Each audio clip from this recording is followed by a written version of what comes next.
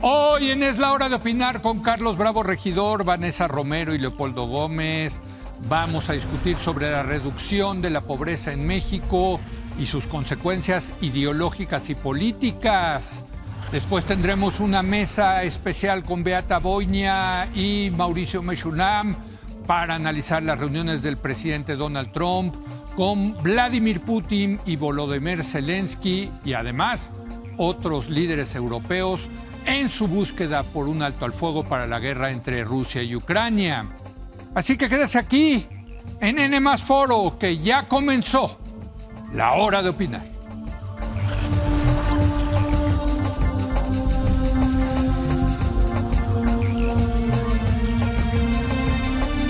Muy buenas noches. En estos últimos días hemos estado hablando del éxito del gobierno de Andrés Manuel López Obrador para combatir la pobreza. Estamos hablando que 15.8 millones de mexicanos dejaron de ser pobres por ingresos durante este sexenio, 13.4 millones si se toma en cuenta 6 otros parámetros en lo que se denomina la pobreza multidimensional. Y para discutir este tema que tiene muchas lecturas, muchos ángulos, le doy la bienvenida a la mesa de los martes. Carlos Bravo Regidor, ¿cómo estás, Carlos? ¿Cómo están? Muy buenas noches. Vanessa Romero, muy buenas noches. Y en esta ocasión nos da un enorme gusto que nos acompañe Leopoldo Gómez, analista político. ¿Cómo estás, Polo? Gracias por venir, muy buenas noches. Gracias por la invitación. Bienvenido. Y vamos a empezar con Vanessa, ¿no? Que casi le da un infarto de la emoción cuando se enteró de estos temas. Vi tu artículo que escribiste, ¿no? Muchas loas al gobierno de López Obrador. Están contentos, ¿no? O sea, por fin tienen una buena noticia, Vanessa.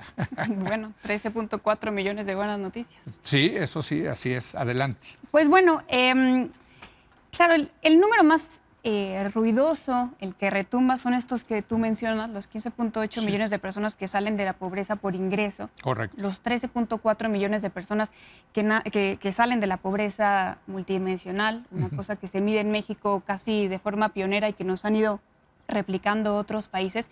Y a mí al principio, te confieso que me costaba un poco de trabajo dimensionar esas 13.4 millones de personas. Entonces hay una equivalencia que a mí me gusta hacer como para dejarlo un poquito más claro, y es el equivalente a llenar 154 veces repleto el Estadio Azteca, o el equivalente a sacar a 6.100 personas de la pobreza por día durante cada día del sexenio Andrés Manuel López Obrador.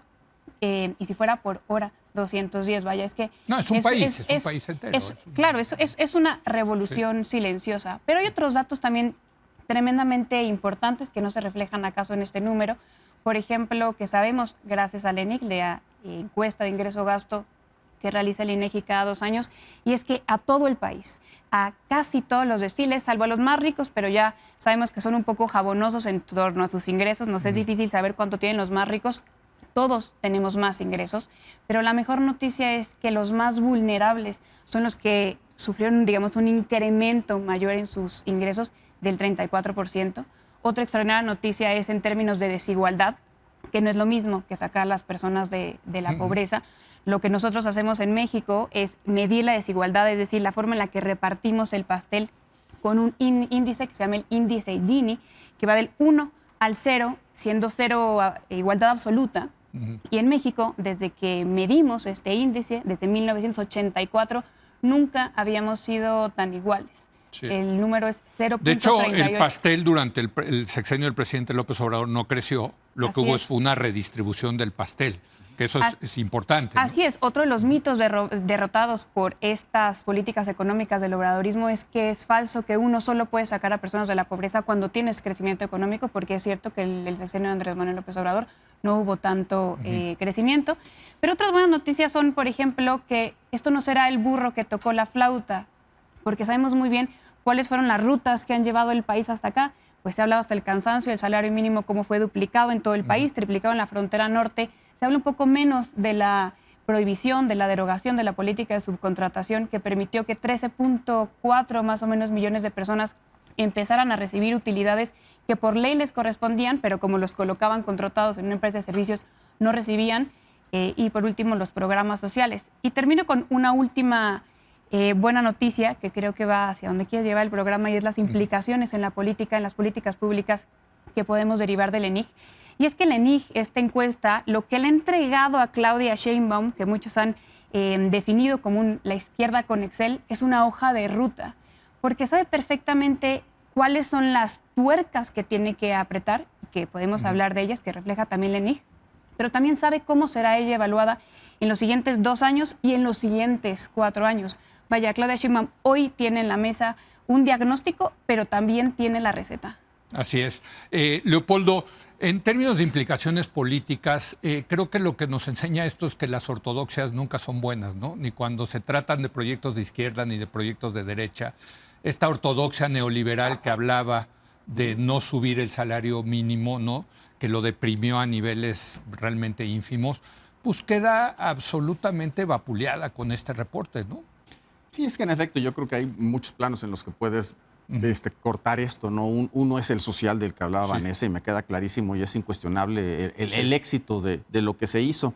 Ya lo que se discute ahora es si es sostenible, si no es sostenible, pero eso ya veremos. El hecho fundamental es que hoy, después de 6 años, tampoco es después de un año, de 6 años, los resultados son indiscutibles. El otro plano es el intelectual, digamos, y esto es a lo que te refieres, ¿no? Sí.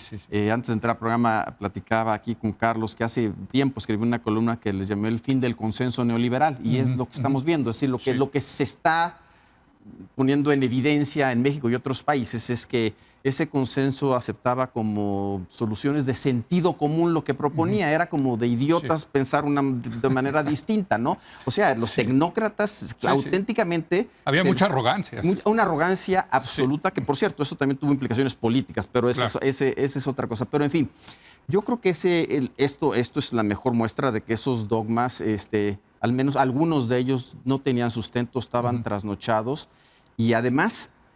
no tenían ni relevancia en términos de políticas públicas, ni eran sustentables políticamente las políticas que salían de esos dogmas, y es lo que vimos aquí.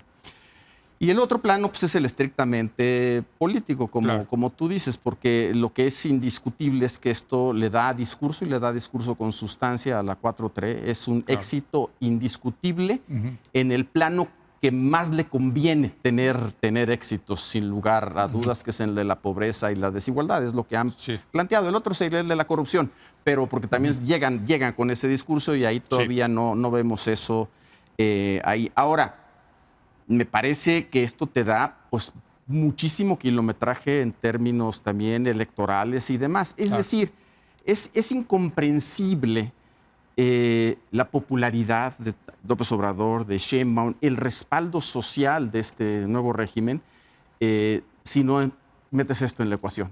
Sí, es la carisma de López Obrador, la conexión emocional, el rechazo a los partidos, pero hay sustancia que sostiene. Sí, hay más dinero en la bolsa. Más dinero en la bolsa, sin lugar a dudas, y eso es muy importante. ¿Para qué tanto tiempo te da eso? Eso no lo sabemos porque juegan otros factores estrictamente políticos. Pero en fin, yo creo que en todos los planos hay mucho que discutir. Ahí lo dejo en este momento. Carlos, ¿cómo ves tú? Mira, yo celebro profundamente el hecho de que estemos teniendo una discusión sobre el impacto de la política pública, en este caso en particular de la política laboral, de la política salarial. Sí. Tan apegada a esta discusión a la evidencia.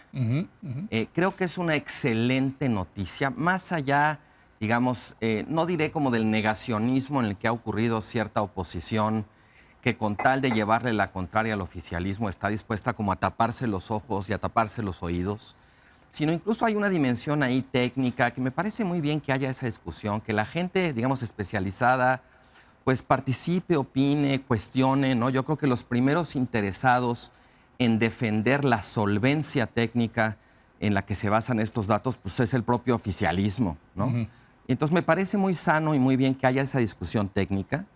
Me parece no solamente absurdo y ridículo, sino un tremendo error de esas otras oposiciones, digamos, escatimar la importancia y lo positiva que puede ser la noticia desde un punto de vista político, desde luego, pero te diría que desde un punto de vista moral.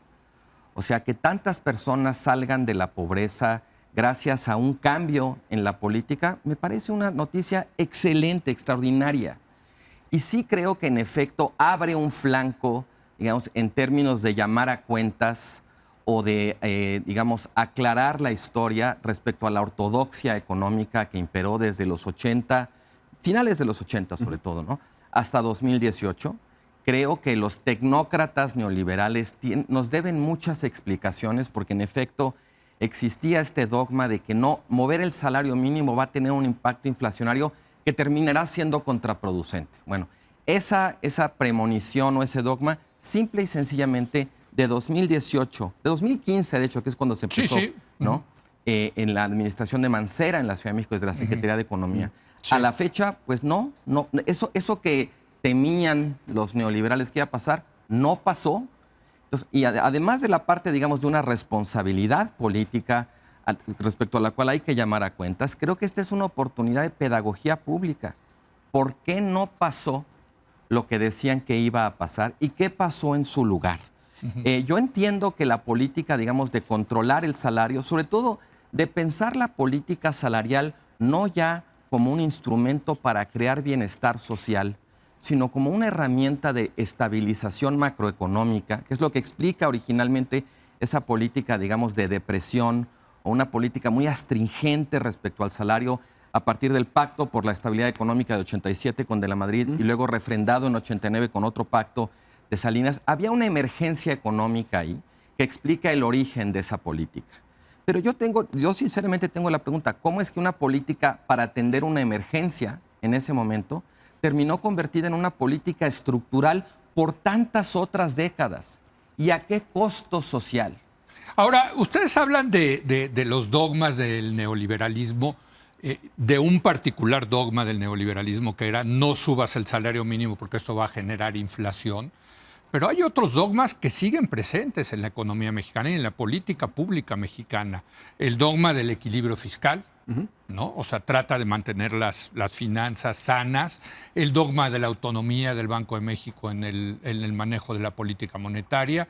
Y el dogma del libre comercio, que hoy está tan, ¿no? En particular, de la integración comercial con Estados Unidos. Sí, exactamente. Sí, porque yo sí creo que así como estamos viendo el fin de ese consenso neoliberal por pedazos, pero lo estamos viendo, pues también es de libre comercio. Si la constelación de factores, por ejemplo, que viste en Estados Unidos para que se firmara el TLC, donde apoyaron demócratas, republicanos, todo mundo, eso no se ve ya posible, te lo diría, lo veo casi imposible. Hasta los demócratas se están moviendo. Bueno, que eran originalmente los que estaban en contra del libre comercio. Sí, bueno, pero después se sumaron, fue Clinton, exacto. en fin, se están, digamos, alejando. Entonces yo sí creo que hay un cambio de paradigmas claramente, ¿no? Lo ves en el comercio, puede ser que no le funcione a Trump, pero está rompiendo con un dogma. Está rompiendo con un dogma. Y eso es lo que estamos viendo. Ahora, decía Carlos, tendrán que ser llamados a cuenta estos tecnócratas neoliberales. Pues yo diría, ya los llamó a cuentas el electorado. Y los llamó a cuentas. Yo creo que en la parte, sobre todo, digamos, o sea, se suponía que la virtud de los tecnócratas era el conocimiento académico, el rigor científico para generar explicaciones de la realidad. Ya que aquello que decían que iba a pasar no pasó, pues nos deben una explicación de por qué, digamos, en términos casi te diría de honestidad intelectual. Pero déjame que lo ponga al revés, de no haber sido por esos dogmas, y si ellos hubieran instrumentado políticas como estas, que eran contra natura, pero los hubieran electoralmente les hubiera ido de otra manera. Ellos se enterraron. Apego al ortodoxo. Y lo que nos la verdad, les estoy diciendo que me están moviendo mucho el piso, porque yo me sigo considerando neoliberal y yo creo, o sea, nunca fui dogmático, desde luego, nunca fui un ortodoxo loco, que por ejemplo yo estoy a favor de la intervención del Estado en salud, en educación, en fin, claro. pero creo que tenemos que revisar, pero yo creo que algunos de esos dogmas, perdón, el del equilibrio fiscal, yo creo que en México sí sigue estando presente. O sea, no es todo en blanco o negro. O sea, aquí lo interesante son los matices, Vanessa, ¿no? La posibilidad de revisar esos dogmas, precisamente dejar de considerarlos como dogmas, porque ahora se habla del incremento del salario mínimo, cómo iba a ser inflacionario, cómo iba a causar desempleo.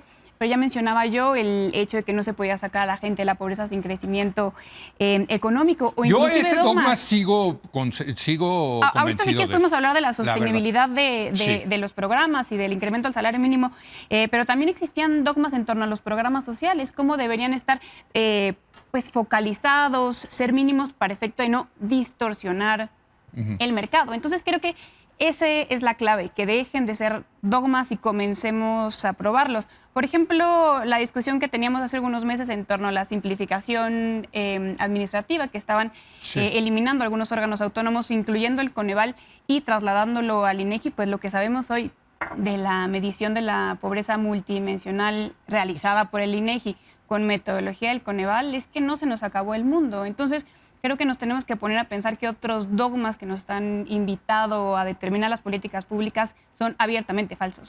Es que, claro, o sea, tú decías que los tecnócratas neoliberales hacían esta, digamos, o vendían esta idea de que eran científicos. Pues es que las políticas públicas son también más arte en algún sentido, ¿no? De prueba-error, en fin, ¿no? O sea, lo que estamos viendo es que al final del día, pues hay que buscar otra solución. Sí, Yo, por ejemplo, yo creo, yo sigo pensando que lo que está haciendo Trump con el libre comercio no le va a funcionar. Bueno, a lo mejor le funciona a Estados Unidos, pero no sé si al mundo, no sé. Sí, yo tampoco sé cuáles sean las consecuencias y las consecuencias de largo plazo, pero lo que sí ves es un intento por romper dogmas. Claro. Y, por ejemplo, lo que yo veo en Estados Unidos, como en lugar de hacer el cálculo estrictamente económico, que es lo que cualquiera hubiese hecho en una decisión comercial, lo que ves es que entra el discurso de la seguridad nacional. Sí. Y tiene que ver con China, pero tiene que ver también el tema migratorio entre el discurso de seguridad nacional. Ves en México y dices, bueno, ¿cómo no hace ningún sentido que desde el gobierno no se abra la inversión privada en el sector energético? Y seguramente tendría consecuencias económicas muy positivas, pero entra el discurso de la soberanía también. Es decir, ya no son solo cálculos económicos de una hoja de Excel y lo que hace sentido y porque es el sentido común y así tiene que ser porque el rédito es mayor. Eso ya no es el mundo. Ya que no es estamos de viviendo. costos y beneficios. Pues tampoco digamos. el cálculo aritmético le salía, eso es lo que hoy estamos comprobando. ¿Por qué? No, pues tampoco el cálculo aritmético en torno al incremento de salarios y la inflación y el desempleo le salía. No el solamente modelo un sí término decía, de o sea, político. es que ese es el problema. El Bueno, modelo las sí les sumas no le decía salían. eso, ¿no? Pero Déjame volver justo al tema de los costos que termina teniendo la ortodoxia en política, porque yo creo que, digamos, si la primera derivada de esto es lo que decíamos de pues un cuestionamiento muy fuerte, un desprestigio de la ortodoxia tecnocrática neoliberal, creo que una segunda derivada relacionada con lo que decía sobre tratar de empujar una discusión tanto de las políticas públicas como una discusión, una conversación pública basada en la evidencia, ¿no? Yo creo que la segunda derivada es que hay muchos temas respecto a los cuales la evidencia que arroja el sexenio de López Obrador, la verdad es que no es positivo. También, y a mí me parece muy sano que si vamos a poner el estándar aquí lo estamos viviendo y no estoy hablando, digamos, de las cosas que dicen sus malquerientes, que se inventan sus malquerientes. Estoy hablando de información oficial, validada simplemente porque es el propio gobierno o el propio Estado mexicano el que la produce. Si hablamos, esto lo ha tomado mucho la oposición y creo que con razón del, digamos, el tema de salud, el acceso a la salud. O si hablamos, por ejemplo, de las desapariciones o el número de homicidios, que en el acumulado, pues el de López Obrador es el más alto, ¿no? Si hablamos de la atención a poblaciones vulnerables, mujeres, indígenas, migrantes, ¿no? Pues ahí hay saldos, digamos, que se pueden ver los resultados, digamos, con la misma confiabilidad que tienen los resultados, a partir de los cuales estamos celebrando y con toda razón la excelente noticia de que tanta gente haya salido de la pobreza, pues también hay estas otras evidencias que, digamos, así como la oposición está en el negacionismo respecto a la evidencia positiva que el gobierno, como cualquier otro gobierno, por supuesto que utilizaría con fines políticos, electorales, propagandísticos, es normal, pues es un buen resultado. Yo creo también que ahí, digamos, podemos darle la vuelta y decir, bueno, entonces, si este va a ser el estándar para presumir éxitos, pues también tendría que ser el estándar para reconocer fracasos o déficits o deudas. Porque yo lo que veo, lamentablemente, es hay una oposición negacionista respecto a la buena noticia de la pobreza, pero hay un oficialismo negacionista respecto a los malos resultados en salud, en seguridad, o por los tres que estoy citando nada más, en atención a poblaciones vulnerables. Sí, porque cuando salió el dato de salud, en el que originalmente eran 50 millones de mexicanos sin salud, ahora ha bajado a 46. 45. 45. pues lo que hizo el gobierno fue negar esos datos, ¿no? Que son los mismos datos que sustentan Y esto. cuestionar Claro. el cuestionario, ¿no? Y que el cambio en las preguntas, etcétera. Exactamente, exacto. ¿no? Claro, hay errores que son evidentes del ENIC y de este análisis del INEGI, que no voy a llamar, por supuesto, áreas de oportunidad. Ahorita le entro al tema de salud, pero, por ejemplo, sabemos que seguimos siendo un país tremendamente desigual, que es muy diferente Sí, lo sí, que es cierto. ingresa una persona en Nuevo León, en Baja California Sur, en la Ciudad de México, a lo que la gente ingresa en Chiapas, en La Oaxaca, en desigualdad Veracruz. regional sigue siendo La brutal. desigualdad Brutal. disminuyó, pero sigue siendo brutal.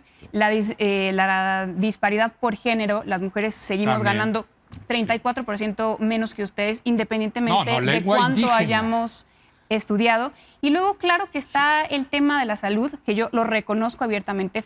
Ha sido un desastre históricamente en México, y eso no fue una excepción durante el sexenio de Andrés Manuel López Obrador. Lo que sí también reconozco es que hay ciertas premisas, todas verdaderas, que deberíamos empezar a aceptar para poder tener una discusión basada en evidencia, una discusión basada en verdades. Como que teníamos que salir huyendo del seguro popular, que no era un sistema de salud pública, sino un esquema de financiamiento en donde el Estado le estaba pagando le terminaría pagando a los particulares para atender los problemas de salud de la población, un poco lo que prometía Xochitl Gálvez a través de esa tarjeta Mi Salud.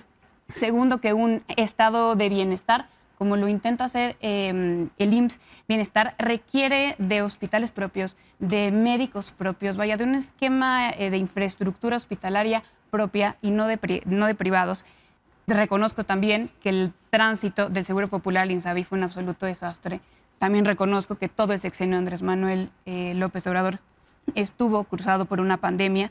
Reconozco esta mejora del 2022 al 2024, de la que aquí se habla, 4.9% de mejora. Y por último, que también señalar que estamos hoy peor que en 2018 en materia de salud, también es una franca mentira, considerando la evidencia con la que contamos. Bueno, a mí me parece fascinante estos debates porque son de políticas públicas basados en evidencia. A mí son los que más me gustan, Claro. la verdad, que en lugar de estar hablando que si la esposa del expresidente, en fin, ¿no? Es O que si ese el tipo de discurso. chismes. Pero porque, por ejemplo, en el tema de salud, Leopoldo, ningún país ha logrado resolver el problema de salud. Incluso los mejores países, los Dinamarcas, hay una gran discusión pública sobre qué hacer con la... Ni qué decir en el país donde tú vives ahora, en Estados Unidos. Ha sido el gran terrible, tema, ¿no? terrible. Entonces, yo creo que esto nos regresa al asunto otra vez de los dogmas y la política pública. Sí, pero un poco lo que decía Carlos, si te interpreto correctamente, si no corrígeme, Sí. es sustituir unos dogmas por otros tampoco te lleva Claro, a ningún exacto. lugar, porque Sí. entonces los defiendes a capa y espada cuando la evidencia apunte en... A costa de la realidad.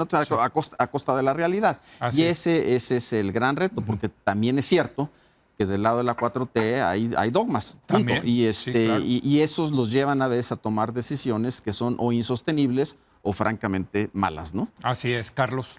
Mira, yo creo también que, digamos, más allá de los pros y los contras, este momento, esta discusión, podría desembocar en una serie de preguntas que serían muy útiles. Por ejemplo, tenemos el tema del crecimiento, ¿no?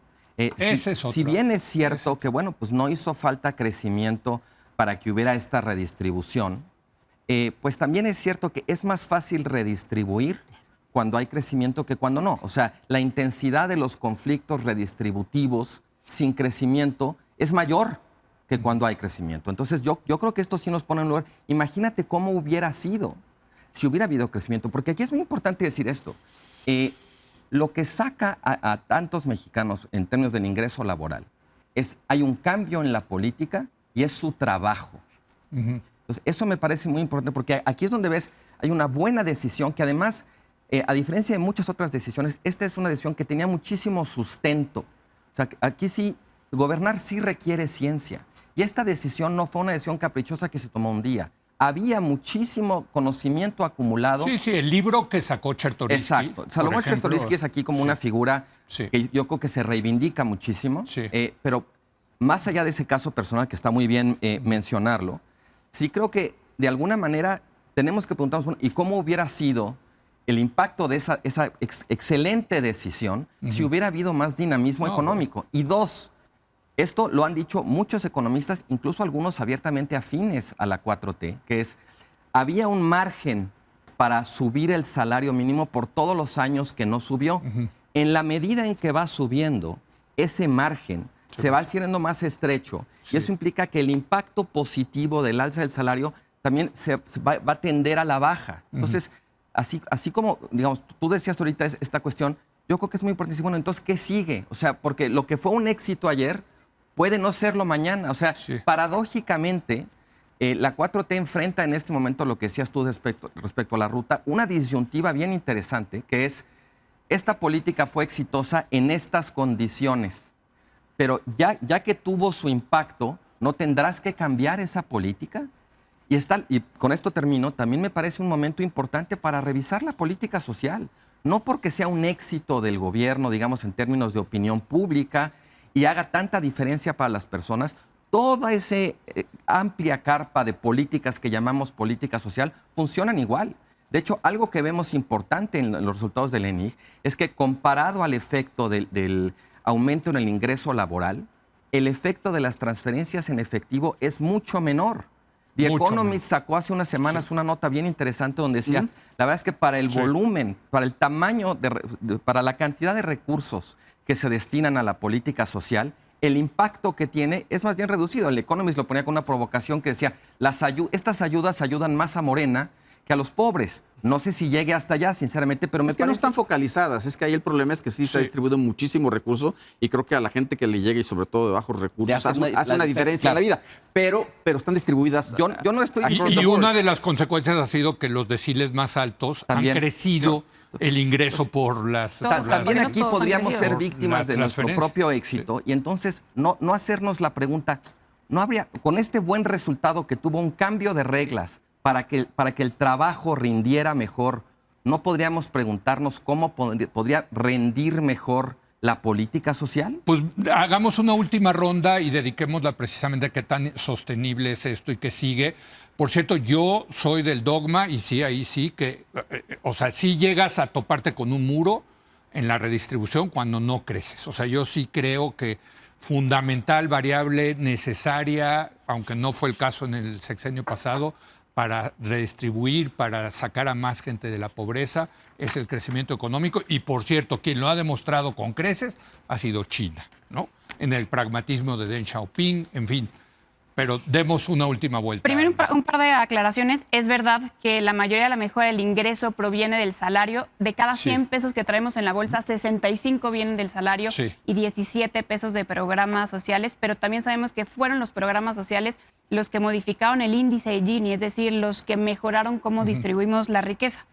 Y luego me parece que Carlos trae a la mesa un punto importante en torno a la sostenibilidad o replicabilidad, que son cosas distintas. La sostenibilidad implica que Morena o el gobierno que sea pueda seguir sosteniendo a estas 13.4 millones de personas fuera de la pobreza. La replicabilidad implica que pueda replicar los resultados durante este sexenio. Y saque a más gente de la pobreza. Así es. Respecto a la sostenibilidad, tengo argumentos para señalar que es sostenible, no solo porque provienen los ingresos, no mayormente programas sociales, sino de trabajo, también porque México ha demostrado ser muy eficiente en términos de redistribución.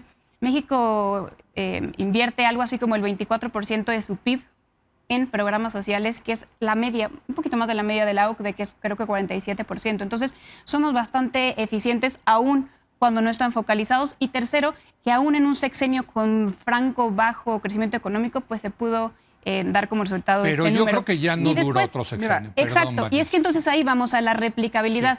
Yo comparto, bueno, eso nos dicen los economistas, a ver si no se equivocaron de nuevo, que no es posible seguir estirando el incremento al salario mínimo como ya se hizo en el sexenio anterior.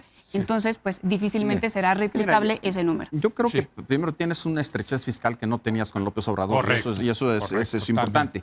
Y eso solamente lo resuelves de dos maneras, ¿no? O con crecimiento económico o con una reforma fiscal, que es un tema que está ahí y que yo creo que regresará una y otra vez.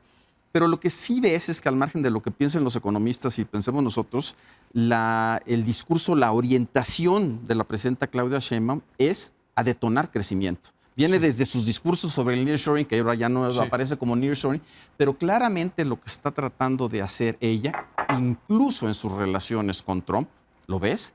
Es salvar la situación, por ejemplo, de la relación, complicadísima relación bilateral, para no perjudicar la economía mexicana. Porque crecer es vital. O sea, crecer, si eso fue bueno, no sé, si no se crece, no podría existir, fuera replicable. Pero creciendo, seguramente es mucho más lo que se puede hacer. Y se puede hacer en términos de política pública y también en términos de recaudación de fondos para el Estado. Totalmente de acuerdo. Mira, yo creo que insistiría mucho en tratar, digamos, hablando de replicabilidad, ¿no? De replicar el rigor de esta discusión en otros ámbitos. Echo mucho de menos ese tipo de discusión, sobre todo, digamos, esa discusión que implica interlocución con el oficialismo. O sea, más allá, digamos, del ámbito de la opinión, creo que López Obrador y Claudia Sheinbaum se han mostrado, la verdad, bastante reticentes a sentarse, digamos, con sus críticos, a escucharlos, ¿no? Hay una política muy clara, constante, de desacreditar la información que no les es favorable, ¿no? Cualquier noticia o cualquier opinión que les es adversa, inmediatamente atacan al mensajero en lugar de escuchar el mensaje. O yo tengo otros datos. Ajá. Y yo creo que eso, digamos, sí termina teniendo un costo en términos de nuestra capacidad de corregir, la capacidad de autocorrección que tiene el país respecto a errores. Entonces, yo insistiría mucho en que aquí hay una oportunidad de aprendizaje que me temo que no vamos a aprovechar, pero que deberíamos aprovechar, porque esto me parece sí le daría, digamos, sí cambiaría un poco la dinámica de la refriega política cotidiana en aras de mejores decisiones. Si algo demuestra este éxito de la política salarial, es que gobernar sí tiene ciencia. Y en esa medida yo creo que la ciencia que se le invirtió a ese cambio de política está rindiendo frutos y muchas otras políticas podrían cambiar si se les invirtiera también un poquito más de ciencia. Ahora, yo creo que tenemos que hacer esa reflexión en el tema del crecimiento económico, desde luego, porque pues, el modelo está amenazado, y está amenazado no por nosotros, sino por nuestro socio comercial. Entonces, la pregunta es cómo vamos a crecer tomando en cuenta pues, que ese modelo de libre comercio está tremendamente amenazado. ¿Cuáles van a ser los motores de crecimiento de la economía mexicana? Creo que aunque tienes razón, Leopoldo, de que la presidenta está tratando de hacer eso, pero yo no veo un modelo alternativo. Bueno, tiene lo del Plan México, pero es su planteamiento, expansión del mercado interno, en fin. No pero sé. mira, lo que está tratando de hacer es salvar, ahora sí que salvar al país de las embestidas de Trump, sí. Y que no se caiga la economía. Pero a yo partir creo de que eso. más allá de eso, que es importantísimo, sí se necesita una reflexión de cómo va a crecer este país más allá de eso. Creo que eso es lo que deberíamos está prestarle más faltando. atención al Plan México. Más bien creo que ha tenido mala atención mediática, pero pues los polos del bienestar en sustitución de lo que pensábamos que iba a ser el nearshoring, del contenido nacional. Creo que sería interesante analizar cada uno de sus puntos. ¿Por qué es el plan ¿cuál nearshoring alternativo? Cuando Trump está Exacto. diciendo que... Precisamente Sí, pues, porque se acabó, precisamente exacto, por ¿no? eso hay que hablar Sí. los polos del Pero para Yo eso te necesitas estoy recursos, y seguro. para tener recursos Sí. necesitas crecer. Claro, estoy por eso seguro su plan de inversión. que la integración comercial ya vaya de salida. Yo creo que hay una hipótesis alternativa que es, van a cambiar las reglas de la integración comercial y ahora habrá que pagar precios que antes no pagábamos. Pero eso no quiere bien. decir que la apuesta sea ya cada autarquía no, económica. no, para nada, cero, No, nadie me está parece hablando importante de eso. porque una cosa es decir, ya se acabó el mundo del libre comercio, Sí. y otra cosa es decir, cambian las reglas de la integración. No, ¿eh? totalmente. Ya se acabó el mundo del libre comercio como lo conocíamos. Como lo conocíamos. Este es transaccional, Como el este es NAFTA caso y el por TEMEC. caso, este es Como otra dice cosa. Inenareti, no Claro. es el fin del mundo, es el fin de un mundo. Sí, Sí, así sí, es. sí. Bueno, pues muy interesante. Muchas gracias, Vanessa. Gracias, Carlos. Vanessa está celebrando, lleva una semana de celebración. No, el país entero, no yo. Este es un extraño momento en el que casi coincidimos todos en que Sí, esto es claro, un éxito, ¿no? Totalmente de acuerdo. Y gracias, Polo, por haber Gracias. venido. Te vemos pronto.